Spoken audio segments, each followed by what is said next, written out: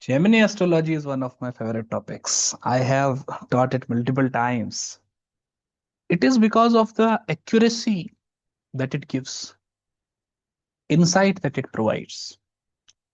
The speciality with Gemini is that it is very structured, right? So it's like you apply one formula that gives you answer, then you apply second formula. So there are less chances of, like applying something incorrectly. And also, you see, the answer is quite direct, right? So you do not have to go this way that if this is the result, then this means this can also happen. All of this thing is there. Because of the accuracy, simplicity, and authority, it predicts the events. It tells us about the events. I like it. I like the system a lot. Also, the reason is that, like it talks about a lot of things, a lot of varied things that we otherwise do not think of as such. There is also something author combination for being a book writer author in Gemini, which we will discuss in today's video. The combination have three rules into it, using which it can be easily found out if one will be successful as an author or not, right? I am explaining two factors out of it. Three factors are there. Two factors I'm explaining in this particular video. Because Gemini is very excellent, very brilliant, and in fact, it is a complete system of prediction. Not only the complete system, the most accurate, the most better one, the most advanced one. Keeping that in mind, I keep on teaching for the betterment of students. I keep on teaching Gemini very well. And for this year 2025, I am going to do a course, 15-class course starting from 5th of December 2025. So those who are interested in learning Gemini astrology absolutely should join the course. And it's my system of Gemini astrology, right? So all the interpretations, etc., that I am going to give is my own interpretation and all. So talking of author combination, I have taken the authors to be of multiple categories, right? See, all the authors are not the same. So let's divide it into four categories that I am going to deal. Multiple categories are there. One is novel writer, right? Someone who writes a novel, right? Novelist. Another is philosophy writer, right? People who write about philosophy. Then there are spiritual writers, right? People who write about spirituality. And then there are poets, right? People who write about poetry. One basic thing we have to understand that poetry is primarily indicated by Venus, right? So Venus makes one poet, that's one point. Moon Jupiter is told to make one an author, writer. That's one thing. In that, Jupiter makes one to write about, tradition and thought-provoking things. And Mercury seems to be the planet which indicates writing, but of an inferior level. So by inferior level, it should be like novelist and all. Right. So based on the planet, we have to understand. You should also understand that Jupiter makes one very popular in whatever they do, right? So a strong Jupiter makes person an acclaimed writer, kind of. So funda is very simple. Funda is very easy. Out of these four planets that we know, Jupiter, Venus, Moon, and Mercury, first is their mutual connection. So they should be in Kendras to each other, 1, 4, 7, 10 to each other, 5, 9 to each other, or 3, 11 to each other.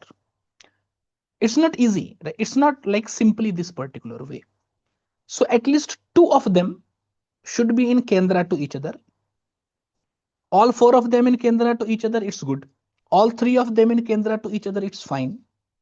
Or at least 2 of them should be in Kendra to each other, and the third planet should be either in trine or 311 to them. Right? So minimum 3 planets should be involved in the combination. And in this involvement, it is also necessary that the planets are powerful. Because if they are not powerful, then they will not make a good writer, good author as such. right? This is combination number 1, so to say, right? Secondarily, Arur Lagna we know how to calculate. Arur of the ascendant should be calculated. It should be called Pada, right? Gemini refers to it by the name of Pada, not Arur. So Pad of the ascendant should be calculated. I have my own calculations, which I have discussed about in many previous videos. So simply saying ascendant lord in ascendant, Pad is in ascendant lord in second house, Pad goes into third house, ascendant lord goes into third house, Pad goes into fifth house, ascendant lord goes to fourth house, Pad remains in fourth house, ascendant lord goes to fifth house, Pad goes to ninth house, ascendant lord goes to sixth house, Pad goes to 11th house. Ascendant lord remains in 7th house, Pad goes to 10th house. Ascendant lord goes into 8th house, Pad goes into 3rd house. Ascendant lord goes into 9th house, Pad goes into 5th house.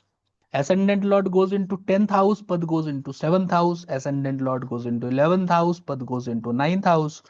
And ascendant lord is in 12th house, Pad goes into 11th house. Now from this Pad, these 4 planets that we have discussed, Moon, Mercury, Jupiter, Venus, they should be in the 7th house, 8th house, or 11th house from the Pad. If they are in 7th, 8th, or 11th house from the Pad, then in that particular scenario, also one is an author.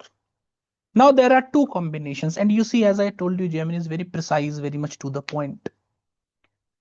So the Pad principle, if it is not applicable in the horoscope of a person, then you see that the person is primarily not an author. For example, say Swami Vivekanand, Swami Ramakrishna Anand, and other people like that.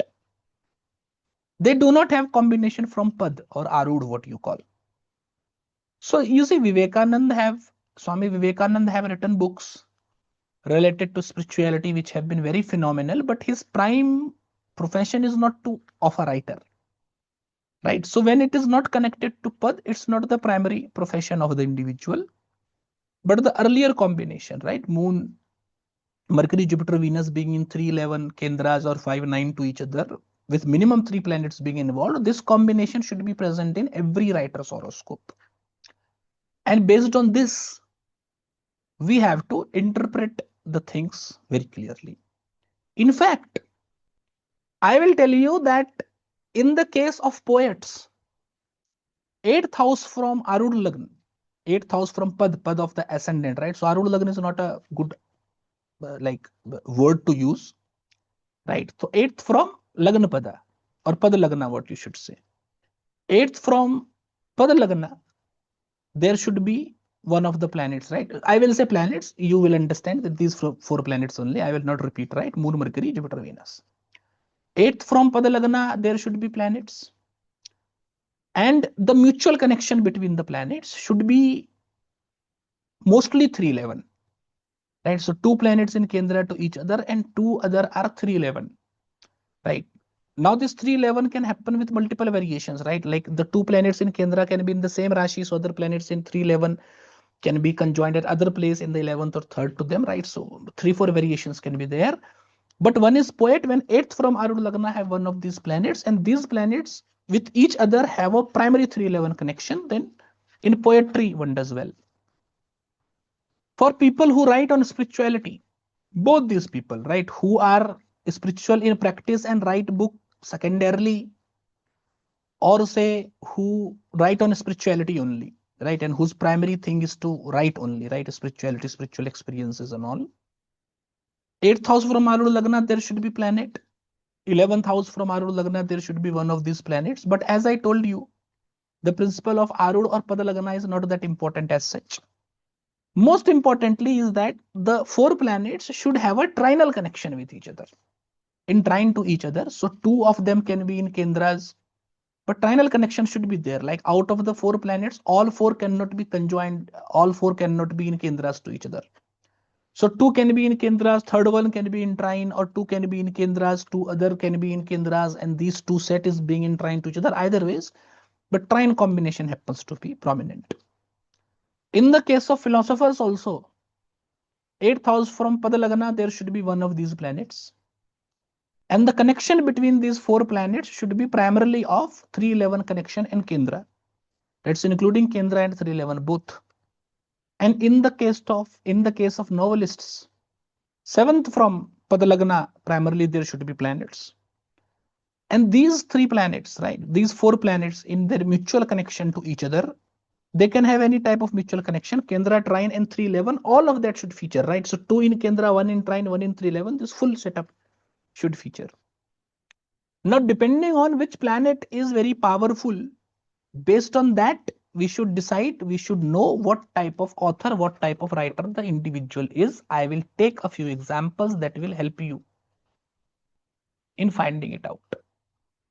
For example, take Nietzsche, right? Nietzsche is a writer. Nietzsche is a philosophy writer. So in the horoscope of Nietzsche, what you find out? You find out in the horoscope of Nietzsche that see, ascendant lord is going into 11th house, Arur will fall into 9th house. 7th to Arur there is Saturn, 8th to Arur there is no planet, 11th to Arur there is Ketu. So from Arur this combination is not happening, right? But Moon, Jupiter is in Kendra to each other, right? Sorry, Mercury, Jupiter is in Kendra to each other. Moon, Venus is in Kendra to each other. This Jupiter is in trine to Moon, and this Mercury is in 311 to Moon. This connection is there. So because of this connection, he is a writer. But see, he is not a novelist, right? For the Arud is very prominent in the horoscope of those people who are novelists, right? Because when you talk of authorship, writing novel or writing something from your mind, full completely your imagination, etc., only thinking only is what primarily you will see from Arur Padalagna, right?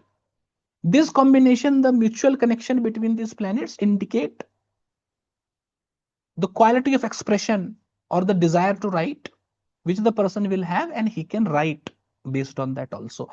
Now if you see, out of all of these planets, Jupiter is powerful and Mercury is powerful, right? Out of that, right, Jupiter is retrograde and powerful, and Mercury is powerful being in his Mula Trikona. So both of them are powerful. So because of Mercury and Jupiter, he is a philosopher, right? Because these planets are powerful, right? Let's take one more example. For example, you take the horoscope of Kant, right? Immanuel Kant's horoscope, if you take. Now, in the horoscope of Kant, what is happening? In the horoscope of Kant, if you see the horoscope, he is also philosopher. Lagna Lord Mars is going into 3rd house, Arur jumps into the 5th house, and 8th from 5th house, there is Mercury Moon. Right, so Mercury Moon is there, it makes the combination, it is there in the 8th house. And Venus Jupiter is in trine to each other. Mercury Moon are together, and this Mercury Moon is in 311 to Jupiter, also 311 to Venus also. So that's why he is author.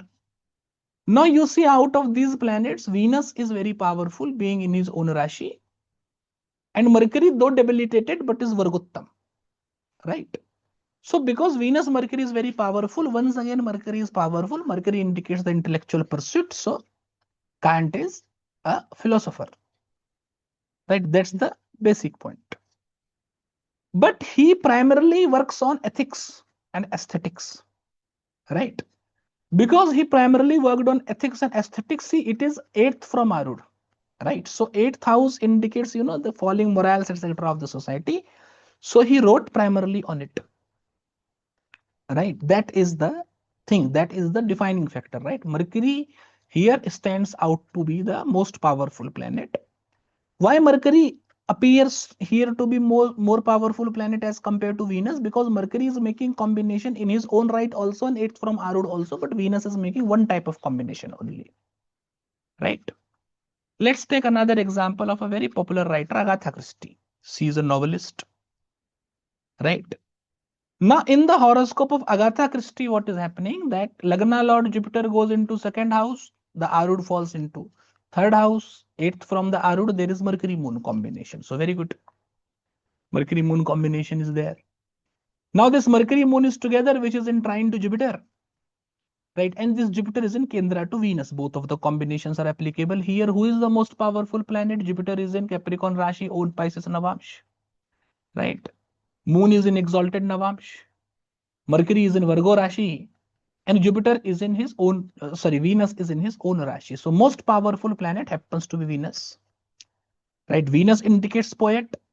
But when you add this Venus with all the four planets powerful, Jupiter, Mercury, Moon, Venus, Jupiter, Mercury, Moon, Venus, all four of them, then because all four of them are very powerful, she is writer in her own right, right? Like she is particularly writing detective mystery books and all, right? So because of this, also there is one more thing. Because all of the planets are powerful, she is very popular, right? 67 detective mystery books she have written, right? So quite a good amount of books, and she is very popular. And her books have been novels, actually, have been translated in more than 100 languages also. It indicates her immense popularity because all the planets are powerful, right? So based on the strength, how much popular, etc., someone is going to be, we should decide, right? I believe these three examples will be enough to clearly put my point. Combinations are very clear. Natural significations of the planets you have to see, and it's not only like only one planet will not be powerful, right? If only one planet is powerful, then one is not very popular. Multiple planets will be powerful. Now you should arrange the planets with respect to who is more powerful, who is least powerful, and then by saying what all they indicate, you should decide out what type of writer the native is. Intellectual writer, thinking writer, novel writer, someone who is writing from experience like Vivekanand, or someone who is writing purely from logic, or someone who is writing from society point of view, or someone who is writing from ethics point of view, right? Based on that, demarcation, differentiation should be made and prediction should be given. And certainly those people who have both of these combinations happening in their own horoscopes and who they want to like having both of these combinations in their horoscopes, and they have powerful planets also, then absolutely these people should take up on writing, and by writing they will get good success in name, fame, and status, because the availability of these combinations in horoscope is indicative of the fact that they are here to be writers and earn their name as writers.